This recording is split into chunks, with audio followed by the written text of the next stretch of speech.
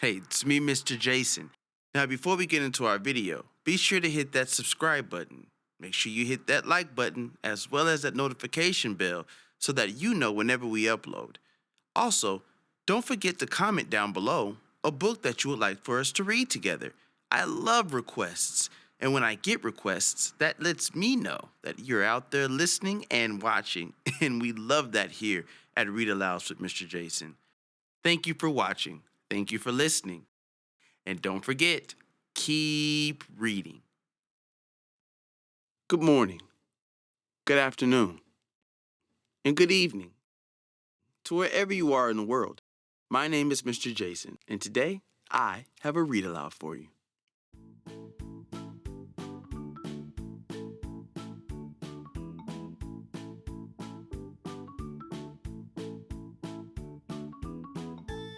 Welcome back to another episode of Read Alouds with Mr. Jason. First and foremost, I want to say Happy New Year to each and every one of you out there.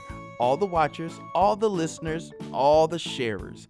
Thank you again for all of your support. Without you, we can't make this thing happen. And I hope that you stick around this year because we plan on having a tremendous year of reading. So we hope that you're here to join us. Now, if you haven't been keeping up, we've been reading Rookie Read About Science books, and we've been through several of them thus far. Titles such as Will It Float or Sink? Words by Melissa Stewart. What Is Matter? Words by Don L. Curry. Solids, Liquids, and Gases. Words by Ginger Garrett. It Could Still Be Water. Words by Alan Fowler. A Good Night's Sleep. Also words by Alan Fowler. And last but not least, What Do You See in a Cloud? Words also by Alan Fowler. And this week, we're going to keep our science theme going by reading The Moon by Carmen Bredeson. So, grab your helmets and your spacesuits. I hear it's kind of hard to breathe in outer space. But before we get into that, here's a few questions that I want you to be thinking about as we read along. What caused the craters in the moon? What causes the moon to glow? What year did man land on the moon?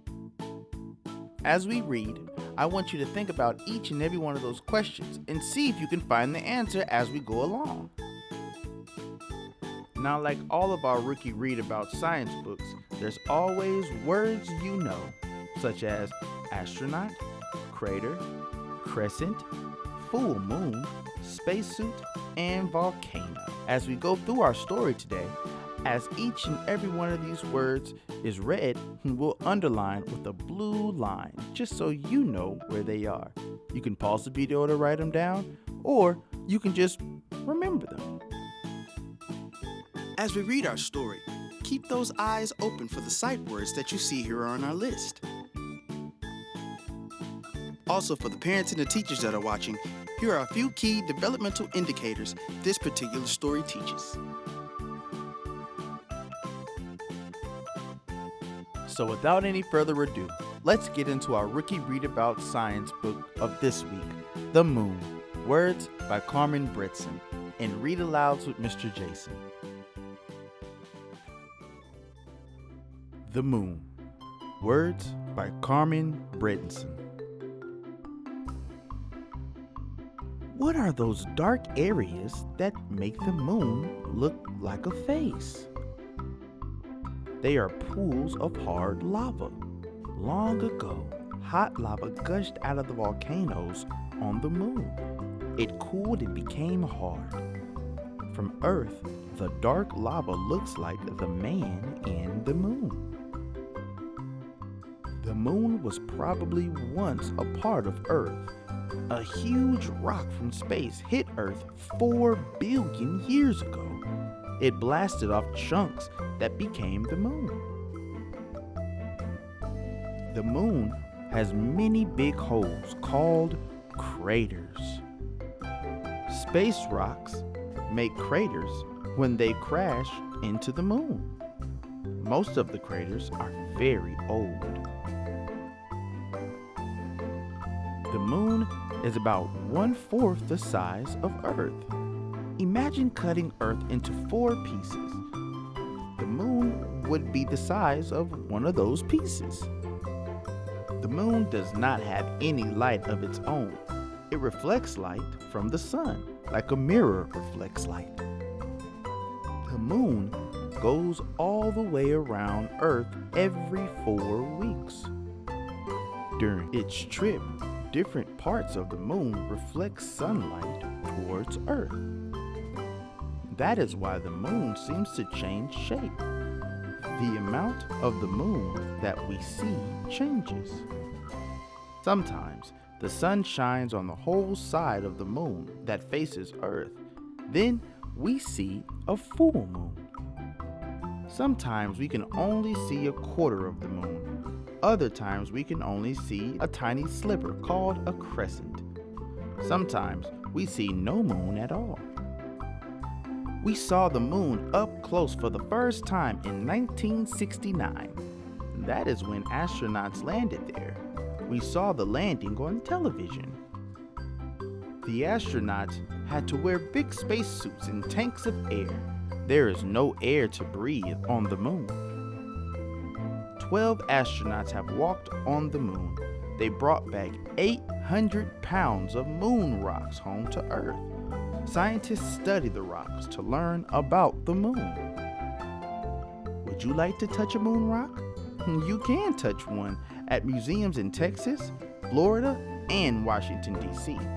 Imagine sliding your fingers across a real piece of the moon. Wow, wouldn't that be awesome to be able to touch a real piece of the moon for yourself? Man, that would be something that you could tell your grandchildren, right? Man, well, I learned a lot about the moon today. How about you? Did you figure out the answers to those questions? What causes the craters in the moon? Well, we found out when large rocks hit the moon, that's what creates the craters. What causes the moon to glow? Well, let's think about this. The moon doesn't glow on its own. It gets its light from, that's right, the sun.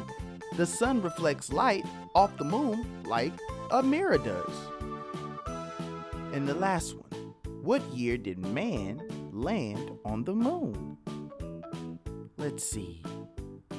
I think it was, that's it, 1969. Wow, you were listening.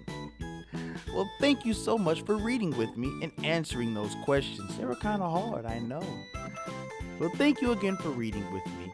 I had a blast reading with you, as I always do, and I can't wait to read again soon. Now, before you leave, don't forget to like, subscribe, and share with all your friends and your family. Because, hey, you guys are the ones that make this thing work, and I appreciate you. We all do. So thank you again for reading with me. I can't wait to read again with you soon.